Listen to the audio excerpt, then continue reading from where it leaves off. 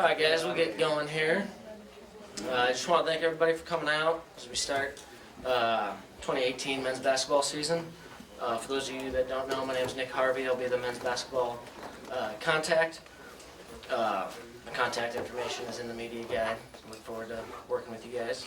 If you haven't already done so, there's food in the back. Help yourself. I'll introduce Coach Jake. He'll talk. We'll take some questions, and then we'll go down to the court for interviews with the players and staff.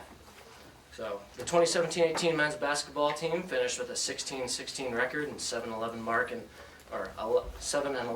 in Missouri Valley Conference. The Panthers return MVC all-freshman team member Taiwan Pickford and MVC all-bench team member Wyatt Lohaus. Head coach Ben Jacobson enters his 13th season at the helm with a 250 and 151 overall record. Coach Jacobson is currently 6th all-time in the Missouri Valley wins with 130 and 6th all-time among Missouri Valley coaches with 250 career victories. UNI's head men's basketball coach, Ben Jacobson.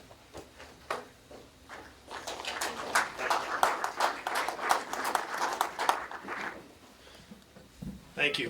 Thanks for coming. Always great to see you. It means, of course, we're getting close to getting started here, and we're 10 days out from an exhibition game against Wartburg, and it's a great time of year for us. I got some comments that I'll make, and then, as Nick mentioned, take some questions. Appreciate the staff being here today and filling up the back of the room there. It's great to see everybody over here. Appreciate Kevin and his staff putting together the things that they always do. And then you guys for coming, covering all of our teams. For us right now, as I said, getting started is it's an awesome time of year for us. But your coverage of all of our teams is important to what we do. So I want to thank all of you for being here and for what you do all year round. We are in about 2.5 weeks into this process for us and putting together. It's a daily deal for us right now, and I think that's why it's so much fun for us to be started, is we get to see the guys pretty much on a daily basis as we're putting this together. And as we do every year, the process is about putting together a championship level team, and this year's process is no different. In 2.5 weeks, what has happened and what have we learned so far? A couple things individually are Wyatt Lohaus is in tremendous shape. He's healthy.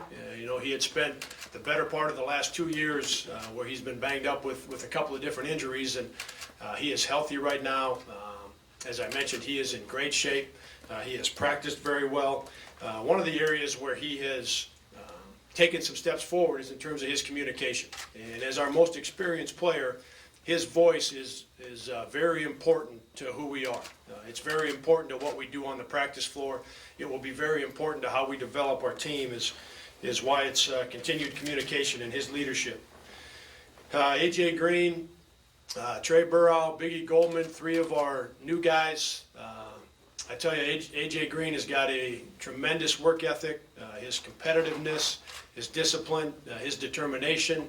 Those things are all at an extremely high level, and he is a terrific player. But what I have found out, and obviously known him for a long time, but what I have found out being around him every day is he has earned every bit of it. The success he's had in high school, the level of player that he is right now, he has earned every single bit of that, and it's been fun to be around. It's had a positive impact on his teammates already.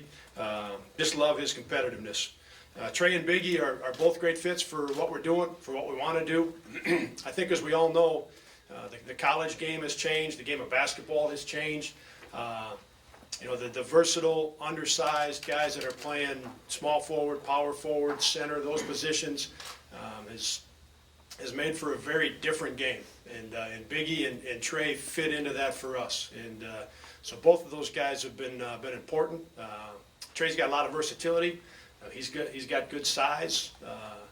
Biggie is almost 6'10", very skilled, and both of those guys, as I mentioned, going to be important to what we do. And the thing about all 3 of those guys that's got us excited is they're playing at a fairly high level. They don't know a lot right now, but they're playing at a fairly high level. But what they'll be like in 2 weeks, what they'll be like in 4 weeks, what they'll be like 6 weeks from now.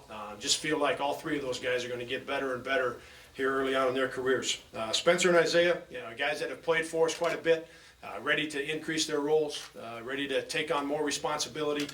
Spencer has been important in terms of scoring the basketball for us, but I tell you, he's got a little bit of an edge to him. And for the group that we've got right now, Spencer letting that be part of what he's doing every day, allowing that to have an impact on our team. So his personality and the edge that he plays with, filters through our team, and that we've got a team that can reflect some of that. As Spencer has gotten to the point now as a redshirt junior, that's something that we're going to need out of him. And Isaiah, and I've talked about him quite a bit at times in the past, and he showed a year ago his ability defensively, and in particular late in the year, and I think everybody probably remembers the performance he had against Evansville defensively. And some of the games that I've watched recently, that was one of them. And the impact that he had on that basketball game, the job that he did on Ryan Taylor in that game, is something that Isaiah and I have talked about a lot. And he's looking forward to that challenge as we head into this year, being our best defensive player. We've talked to him about finding a way to be on the all-defensive team in our league, getting in contention for Defensive Player of the Year. Those are things that he should be thinking about. We also feel like it's important that he doesn't limit his improvement, his development, his next step, if you will, that he doesn't limit it to the defensive end of the floor.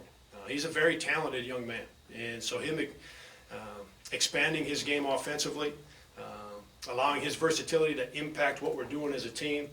So we've got a lot of things on his plate right now, but feel like he's ready to take those things on. Luke McDonald, Justin Dahl, Miles Winsine, Lincoln Connery, all four of those guys as returners have gotten better. All four of them are playing as well as they have played in their time here. Luke is a skilled inside guy for us, and we've seen some of Luke the past couple of years. I know he's excited to earn some more time and to be a bigger part of the rotation, and he is playing right now as well as he has played in his time with us. Justin Dahl, he just brings a different feel to things. He's got size that you don't see very often. At 7 foot and 255 pounds is a guy that simply with that size able to make a difference in how the game feels. And he is in the best shape that he's been in. He's had his best practices here in the last 4 or 5 days, and has really made some good strides. Miles is, I think all the guys would tell you, if you ask them when you go down there, I think they would all tell you that he is a favorite of all of theirs. And he's an easy guy to like, an easy guy to root for. Works extremely hard, and I'd be surprised if he doesn't find a way into our rotation in some way, shape, or form. And then Lincoln Connery is he could be the most improved guy from a year ago until right now. His athleticism has changed tremendously. He's shooting the ball very well. Just put in a lot of time, a lot of work. He's worked hard on his body, and really proud of Lincoln for the changes he's made.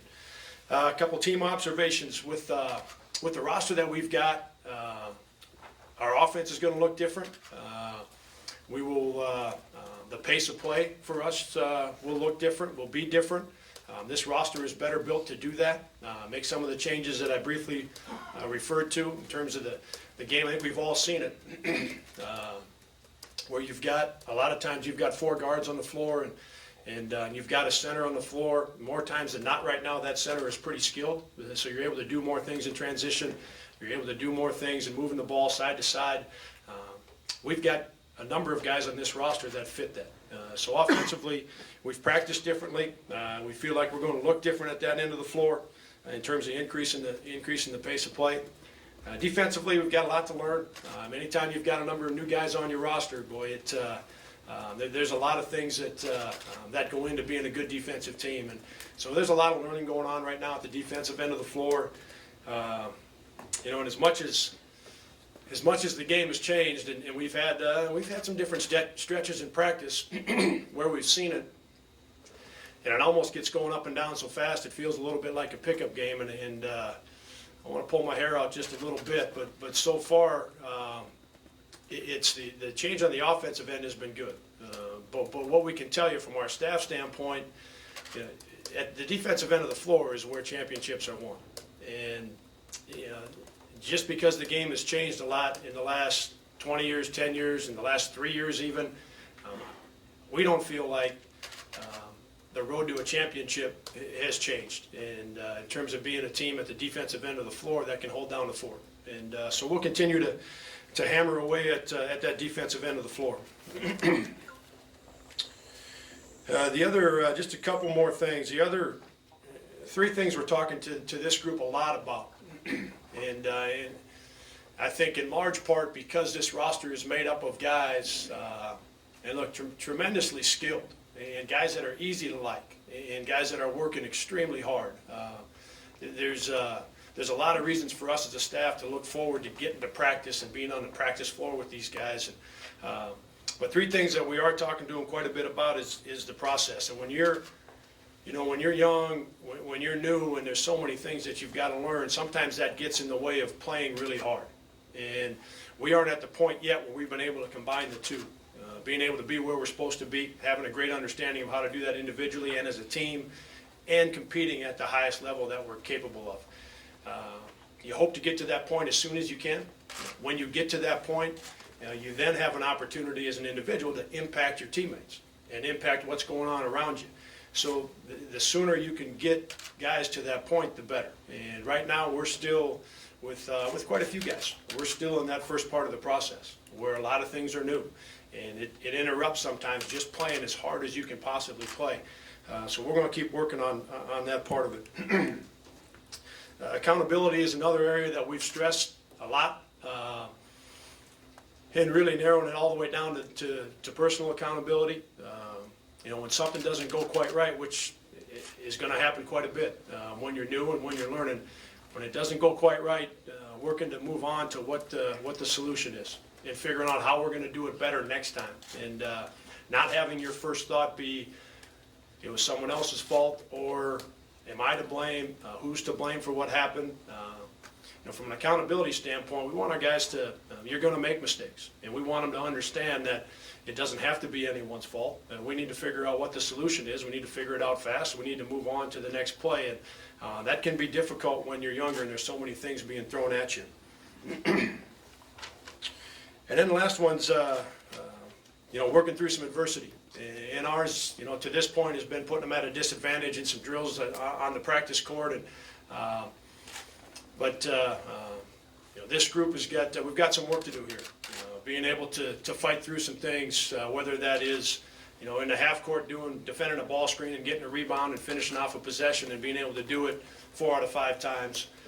Start to run up and down, and as soon as you do, forget about what you're supposed to do, guarding your own guy, getting to a help position, blocking somebody out, putting them at a disadvantage in a drill where they've got a lot more to do to win a drill than the team does on offense. Just finding some different ways to put them in that position, where we can create some adversity for them, and helping them understand, how to best handle that. And we've got some work to do there. And most of it to do with, again, having some young guys, having some new guys. It doesn't take away from what I've mentioned. Having a roster full of guys that are highly skilled and we feel like going to be a lot of fun to watch. Last couple things, and then I'll open it up for questions. Trey Croft will not be down on the floor today. Trey is suspended from all team activities at this time, so you will not see him down on the floor. Austin Fife will be down there. Austin, for about 5 weeks now, has been in and out of practice a little bit. He's been to practice, and he's been around dealing with some health issues not related to a basketball injury at all. If Austin wants to talk some more about that, he can. He's doing okay health-wise. His health is not in any jeopardy. They feel like they've got it pinpointed. But I'll let, if you want to ask Austin a little bit more about it, you can do that when you go down there. But he's been in and out of practice because of the health issue. Taiwan is, I think some of you may have read or seen, Ty had foot surgery just about I think Friday will be 6 weeks. He's about 2 weeks away from being cleared if everything continues to go well. His rehab has been good. He's worked extremely hard on his conditioning, everything that he's able to do with the injury and with coming back from the surgery he's been doing. But he's, like I said, he's about 2 weeks away from being cleared. And then about 10 days ago, we had our walk-on tryout. We've added 3 guys through our walk-on tryout. Those guys will be down there today. Donovan Holterhouse from Pella High School. Donovan's a sophomore. Malik Haynes from Kennedy. Malik's a sophomore as well. And then Court Christensen, who's a senior from Belmont Clemmy, and he was at Nyack before he came here. So those 3 young guys will be down there as well. Yeah, with that, I would take your questions. Thanks again for being here today. Jake, does AJ Green get the ball day one, let him go, Yeah. or he does? Yep. How much of that is the injury to Pickford, what's going on with Croft, and how much of that is just this kid's a rare talent? He is, I think, mostly the what he's done and what he's already earned, even though he hasn't done it in a game for us yet. He's proven through our workouts, summer workouts, when we've got the guys in June and July. He's done it all fall. He's done it in our early practices, and so he's earned the right to be that guy and be that guy from day one, and he's going to be. What sets him apart? I mean, in high school, watching him, I mean, just smooth is the only word I could use to describe him. So what sets him apart from other guys that you've had come in? Yeah, he's a talented young guy. It isn't that he doesn't have good athleticism. He's got very good size for that position. At almost 6'4", playing that point guard position puts him in a little different category than most point guards. He's got good length. His quickness is good. His speed is good. So it isn't that he doesn't have some of those physical tools, and some of those things are certainly an advantage for him. But what sets him apart is his work ethic. He's got I mentioned it, his commitment to a daily routine, the decisions that he makes, the discipline that he has, with how he approaches, everything he does, each day that he gets up is, I'm telling you guys, it's impressive. And that's why he's in the position he's in right now. Maybe it'd be a year from now, maybe 2 years from now, it was going to come at some point for him, but the reason he's ready right now is because of his competitiveness, his work ethic, and how he approaches things every day. How much is also help that he's been a part of the Panther culture, and he knows what the expectations are here? Yeah, that's been a big deal, and I think on all sides of it. He has grown up a part of this, of course. So he is he's seen all of our teams, and he's been to most of the games, and he's been to the NCAA tournaments, and he knows what that feels like, and he wants to be a part of that as a player. He wants to be able to be part of a championship team, and be part of a championship team right now, and be part of a team that plays in the NCAA tournament, and a team that does that right now. And a lot of that motivation comes from growing up with our program, and also helps on the other side of it, him being around here so much. Comes in with a great relationship with his teammates, and they're understanding that he is a terrific player, but he's here to be a great teammate. He's here to help our team do well. He isn't here to do his own thing, and our guys already understand that. We haven't had to meet about that. We haven't had to talk about that. So AJ, coming out of today, is probably going to get talked about a lot, and he's going to get a lot of interviews, and he's going to be in the paper, and he should be, because he's worked really hard, and he's already earned it, even though he hasn't played a game, as I mentioned. But his teammates, they know why he's here, that he wants to win, and he wants to be part of a championship team and do everything that he can to help us do that as soon as possible. Specifically on the floor, what's AJ ready to do at a high level, and what about his game may he find challenging early on in his career? The challenges will, like they do with a lot of new guys, a lot of young guys will come at the defensive end of the floor. In high school, whether it's AJ or Taiwan, recently coming in as a freshman, Biggie is a new junior college guy. Even Trey Burrow, a guy who started for Pepperdine last year and played a lot of minutes, averaged 10, 11 points, 5 or 6 rebounds, had a very good freshman year. When you're in your first year, that defensive end of the floor is tricky. You're expected and held accountable for things that you haven't been held accountable for, and sometimes with very good reason. There's no reason that AJ or Taiwan or some of the other freshmen in our program or others need to be as physical and defend at the level that you do right now. Would have had to do that when you're in high school, for the most part. And that isn't to suggest that those guys don't play hard defensively. That AJ doesn't understand how important defense was to winning a state championship. But individually, being held accountable and having the expectation of how you have to defend at this level to have success, it's different, and that takes time. Now offensively, he puts immediate pressure on the other team. When he's coming, as soon as he crosses half court and he's coming with that basketball, there's immediate pressure on the other team. And that's one of the reasons why we feel like he can have success early, because of the amount of pressure he can put on the defense. And then he can do it in different ways. He can do it off the dribble, he can do it going left or right, he can run off screens. The catch and shoot is in between game. He's worked hard at getting to the basket, but he's got so many things about his offensive game right now that are advanced for a young guy. That those are things that we feel like he's going to be able to bring to the table right away. With Trey Croft's situation, how important was it that Trey Burhow got the waiver and is eligible to play for this team right now? Yeah, and Trey, separate from the suspension from team activities, Trey was redshirting this year from an academic standpoint. He didn't quite meet the requirements coming out of the junior college, so he was redshirting this year already, and we knew that going back to the summer. I think Trey being eligible right away was going to be important because he makes us a better team.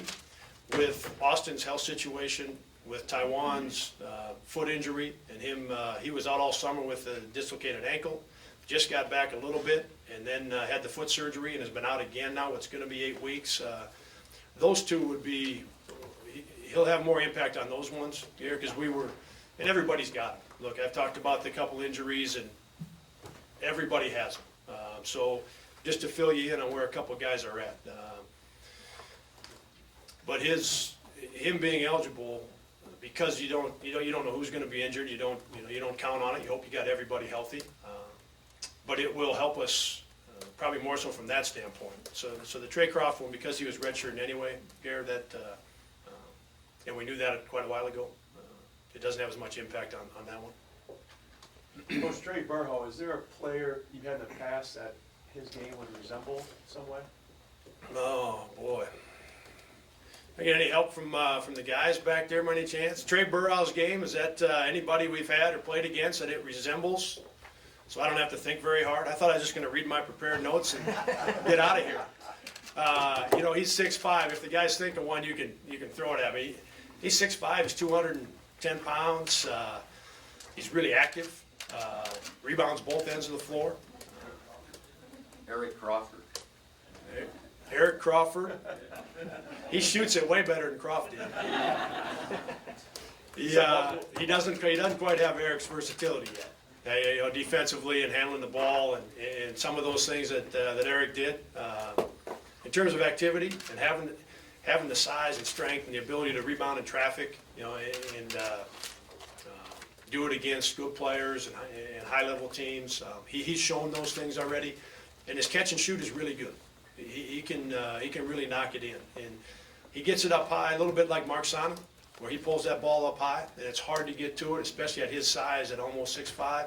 It's hard to distract him. It's hard to distract his vision or that shot, impact that shot. So he shoots a little bit like Mark did. He's just got a bigger, stronger body, and like I said, right now he's right in between. And it could happen tomorrow. It could happen in a week. Maybe it'll take 3 weeks. I don't know. But we're very confident that he's going to, bust loose here and get going making shots. He hasn't made very many in the last week or 10 days. And I attribute a lot of that to what we're doing at the defensive end of the floor. We're doing a lot of defensive transition drills. We're doing a lot of half-court defensive drills, learning all those things. So now your mind's working. And as I talked about in terms of the process, we have to get through that part so guys can just play. And right now we're not quite there yet with him. He's working extremely hard, KL, and he's going to be a terrific player. Just a lot of learning going on right now. Well, you mentioned the game's become positionless. Is he a guy that you can move around to different positions on the court? Yes, yeah. He can guard, for sure, guard 4 positions. I don't know that we would have him guard a center, but depending on our lineup, could switch onto him in an emergency. But he can guard all 4 positions and handles the ball well enough to do some things with the ball offensively in his hands. But right now, much better in terms of catch and shoot than he is using ball screens. With the players you have dinged up early, I mean, I know you play a challenging non-conference schedule. You worried about maybe getting out of the gates a little slow? Or? No. Well, we expect we'll have 5 guys healthy. And we expect that we'll be ready to go when we get started. We started practice 2.5 weeks ago, and I know as coaches we always feel like we're never ready. We started practice, I believe it was September 29th. We played Bemidji State on November 6th. So as coaches, even though we've got a couple guys nicked up, and with Ty and with Austin and Spencer just got back to practice. So we're talking about 3 of our more experienced guys, 3 of our better players. It's not ideal for preparation. It's not ideal for getting ready. What it does allow is guys like Trey Burrow, who's new, Biggie, who's brand new, AJ, who's brand new, allows those guys to be on the practice floor all the time. So they're getting all kinds of reps right now, and they're having to play when they're tired. And there's situations that come up now because those guys have been hurt. Now, we won't know what exactly our team's going to look like till we get everybody back. Till Ty's healthy to see how Austin's situation sorts itself out. And we're able to get him into practice and get everybody on the practice floor. It'd be hard to say exactly what we're going to look like, but I expect that we'll be ready to go on November 6th. Coach had a bit of a bumpy offseason. How pivotal is it for Ty to kind of get back in a groove as quickly as possible, and how much is he, looking to take that next step after a pretty decent freshman year? Yeah, after what we saw last year, he's an all-conference type guy, and that's important for us. That he's playing at that level. What he did as a freshman in terms of rebounding is something, and just looking at the numbers and the charts and the history of it, hasn't been done by very many guys. And so to do that as a true freshman, we feel like we've got an all-conference guy there. And so him being healthy, he hasn't played a pickup game since the end of May. So how long that will take for him to get fully back to where he's capable of playing, the level he's capable of playing at, we'll have to see how long that takes. But we've got high expectations for him. He's got the same, and feel like coming out of last year that he's an all-conference type guy. Coach, when my first game here, it was his heart was definitely a thing during his high school years. Right. Then that got under control. Oh. With what he's dealt with, here with all the injuries, what is it that you guys would miss on the court when he would have to sit on the bench dealing with those injuries? I mean, now that he's fully healthy. Yeah, he plays with no fear. No fear of making a mistake, no fear of who we're playing against, no fear of situation, and that's a great trait. That is an awesome trait to have, and when it's not around, you miss that. So we're really happy for him. Most importantly, that he's healthy right now. That he was healthy enough in the off season to put together a great one, and that's why right now he's playing so well, because he prepared so hard. But that would be. There's a lot of things. He scores the ball for us, and I thought the last 5 or 6 weeks when he got healthy last year, he was playing about as good as anybody in the league, and was really hard for teams to deal with. So we would miss him on the floor in terms of scoring points, making shots, doing things that way, some of the hustle plays. But the thing we would miss the most is he plays with no fear. Do you anticipate Wyatt moving into a starting position in the backcourt with AJ, or do you like him better in that 6-man role that he was in towards the end of last season? Yeah, he's. We don't know yet. Some of that with Ty being out, with Austin being out. Guys that Ty had being a starter last year. Austin, we haven't seen him healthy yet in practice, but a guy that we would anticipate, being in that starting lineup, depending on how that shakes out. So I don't know yet. I do know this, that he's tremendous in that role last year at the end of the year. It would be a tremendous 6-man. But he's worked so hard, and he's in such great shape, and he's playing so well right now that he'd be great in the starting lineup. So it's one of those things where we're either going to have 5 starters and Wyatt as a 6th starter, technically a six-man, or why it's going to be in the starting lineup. It's going to be one or the other. With life kind of up in the air, and then Biggie, still getting integrated, how much or how big is it for somebody out of that Dahl McDonald group to, emerge and give you some Yeah, stability in the front court there? that's one of the things when you've got some guys that are out for one reason or another, like Ty is and Austin is right now, is you get an opportunity in this case for Luke and for Justin to be a bigger part of it and get more reps with what right now is that top group of guys, and we've seen some good things from both of them. Yeah. Luke's skill level at that center position is something that can be very effective for us. And then, like I said, even though we haven't seen a lot of Justin yet, his size is by itself a difference maker. So, yeah, important for both those guys. But important, yes, but they're both redshirt juniors right now. And they both are highly motivated to get into the rotation in one way, shape, or form. So, yes, our team needs them, maybe to answer your question, but more importantly for me, those guys they've put in a lot of time. And as redshirt juniors, their opportunity is now to be able to earn some of that playing time and to have an impact on what we're doing.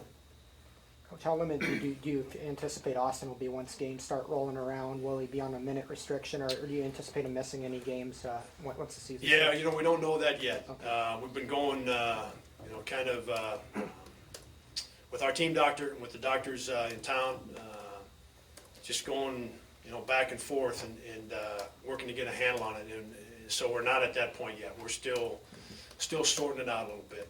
So I don't think we'll know that for a little while. Now, when Austin gets healthy, you expect him to be more of a face-the-basket type of player now? Because, he's shown, through the years he can do both, but it seems like you want him to be able to move a little more. Yeah, and he's, that suits him pretty well. He's very different than Bennett Cook. But Bennett was going to get down there and put his back to the basket, and we were going to throw the ball into him, and that had an impact on the pace. But it also gave us some great opportunities with our roster a year ago, and with his abilities to control a game from that position. Austin is very different. Austin's ability to run the floor, screen on the ball and roll to the basket, get to the offensive glass, diving on the floor, taking charges. He's got a different kind of game than what Bennett did, and that doesn't mean that we won't throw him the ball some down on the low block, but he's as comfortable or more comfortable screening and rolling to the basket, running in transition and getting some things easy that way, getting to the offensive glass. His activity is what we feel like is going to really help our team. Coach, you opened talking about the process of putting together a championship team with so many newcomers. What will it take to kind of offset that experience gap within your league and get to the top of the league with that league poll that'll be released tomorrow, and a lot of teams that return a lot of players coming back? Yeah, the league there's a tremendous amount of experience in the league this year, and so I would tell you a couple of things. We have talked with the guys. A little bit each week, probably 2-3 times a week, that the lack of game experience is not going to be a hindrance to us moving forward. It's not going to be an excuse for us not to be ready when we start playing on November 6th. We've just got to work hard to fast forward that process. Facts are facts. And we don't have a lot of guys in terms of number of guys that have played game minutes, so it isn't about trying to trick them, but that process can be fast forwarded a little bit, and we're going to have to do that. And I think as we get healthy, we'll be able to do that. We should be able to do that enough and move guys forward, and then there's going to have to be some. You have to learn on the fly a little bit too. Where does Haldeman project as a starter, or is he one of those guys who's better for you coming off the bench? Again, as I touched on, until we get everybody on the floor, don't know what that starting lineup's going to look like completely. Until Ty's back and Austin's back, we've got everybody together. I don't know. Spencer not too different though than Wyatt. When I talk about Wyatt either being a starter or a sixth starter, Spencer's in that same conversation. he's played well enough for us. He was playing great, and then was out for about 3 weeks, and is back now. He's been back for 5 or 6 practices. And, so whether he starts or comes off the bench, he's going to be heavily in the rotation. Not along those same lines with McDonald, but you talked about him, maybe his skill set at center. Could he be one of those guys on the floor when you got 4 guards out there? Does his skill set allow that? Yes, and that's in practice to this point. Luke has been in with a group of 4 guards at that center position, and that's in practice to this point. We've had lineups on the floor a lot where there's been 4 guards, and either Luke at center, Biggie at the center position, and then we've had some where we've had Biggie and Luke together at the power forward and center position. But more times than not, we've had 4 guards surrounding one of those guys, either Biggie or Luke or Justin. Your thoughts on how the non-conference schedule came together? Some road opportunities, some non-conference opportunities, or neutral floor opportunities. Yeah, it's better this year. The road and neutral games is where most of it is at this year. We've got a couple very good home games, Grand Canyon being one of them. They've got what should be a tremendous team coming in here. The University of North Dakota a couple days after that. So we've got a couple of the non-conference games at home. Last year we had a great home schedule. This year that part of it isn't as good. But we do have enough opportunities, neutral site and on the road. I mean, there's plenty of them. South Dakota State, I can start listing them. Iowa, of course, the Paradise Jam. I mean, at Utah State, at Texas Arlington, at Old Dominion. I mean, there is a bunch of them, a bunch of opportunities for us to put together a very good resume in the non-conference. They just happen to be, more of them happen to be neutral and on the road than they were a year ago. We fell into a great home schedule last year. Hey, Coach, talk about scheduling. With your success in McLeod Center, is more neutral court games going to be a trend to get quality opponents in the future? I'd like to say yes, KL, that we could get some neutral site games against some of the Power 5 or just beyond that to the Big East or the American, that we could get some of those games and even in a neutral site game. I don't know that those are going to be available to us. We've always looked for some of these, but I think our discussions have centered more around home and homes with Grand Canyon, teams in the Atlantic 10, teams in the Conference USA, some of those types of home and homes. We've done with VCU, we've done with Richmond, Grand Canyon that I mentioned this year. Trying to put together some more of those, either home and homes or even as 4-year deals, and get some of them locked in. Go back far enough, and you've got a game with Iowa, you've got a game with Iowa State, you've got a bracket buster game. You've got 3 games of your 9 already done for you. As we look ahead to next year, when we start next year, we've got 0 in terms of being done for us. Already built into the schedule, maybe is a better way to put it. So those are the ones that I think, finding teams that, Buffalo's another good example. South Dakota State on the neutral court this year, teams in a similar situation that have a hard time getting games. And for sure getting games in your home arena. That's where we're going to see if we can't start and get 3, 4, 5 of our games, knocked out that way. Well, this is the last year of the Mountain West Valley Challenge. Is there talk of having maybe one of the Atlantic 10 or something in the future? Challenge match? Yeah, Doug Elgin, our league commissioner, and his staff, and the athletic directors, of course, have been in discussions with both, with the Mountain West about continuing that with the Atlantic 10 and potentially Conference USA and maybe another league, trying to figure out a way to get teams into games so that we're getting some home games going, both ways. So those discussions have been ongoing for a long time, KL, and continue to be ongoing, and feel like something will happen with that real soon. Coach, what's the biggest adjustment, not just for the players, but for you as a coaching staff with this new offensive concept with 4 guards and a center? What's the biggest adjustment for both of you? I think everybody wants to play that way, but to play that way, you've got to be in great shape. And our guys haven't shied away. preseason, the month of September, our strength coach, Andre Comini, has done a great job of getting the guys in shape and pushed them in terms of their conditioning. But when you get into practice, and maybe it's a second practice or a third practice in a row, and you're a little bit tired, and you're a little bit beat up, and now we want to play that way, well, you still have to run. And I think from a player's standpoint, you've got to be in tremendous shape, and you've got to be willing to fight through being tired so that you have an impact. You know, there has to be places within the game where you have an impact, or you gain an advantage for a certain amount of time. It might be 3 possessions, it might be 5 possessions, it might be 7 possessions, but there has to be places within the game where you do that. And if you're going to do it with an offense that's going to play faster, you have to do it every possession. And so there's some challenges in that for the players. And then I think maybe from my standpoint, from a staff standpoint, just having the patience to allow the guys to feel their way through it. You know, let them learn through playing. You know, taking shots. You know, making some, missing some, turning it over a little bit more. You know, just working through some of those things, so that when we do play on November 6th, we've got some of that stuff cleaned up. Going back to the schedule quick, you got University of Dubuque early December. How's the game like that coming about? We needed one more game.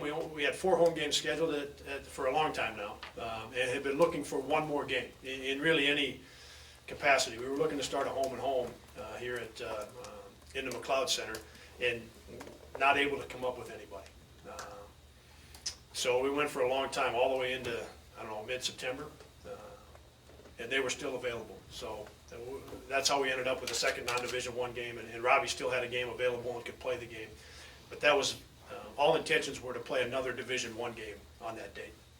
After a couple seasons that have left the fan base wanting more, what would you say to them about getting this team back to their expectations, your expectations? I'd say show up on 10 days from now and watch them. You know, I don't, you know, last year's over and 2 years ago is long over. I don't talk to the guys about that stuff. Look, we got it. We got practice. We're off today. We got practice tomorrow, and I'd tell them I'd come and watch these guys play. Is what I'd do. They're going to be fun to watch. But I'm not worried about last year. I'm not worried about 2 years ago, and our players shouldn't be either. These guys are working hard, and they will be fun to watch. So if you have some fans you need to report to, I would tell them to show up Sunday at 1 o'clock. After the success of Loyola in the Final Four, you guys auditioning a Team None? Would Jersey count?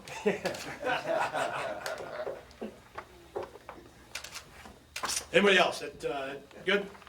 All right, thanks again for coming up.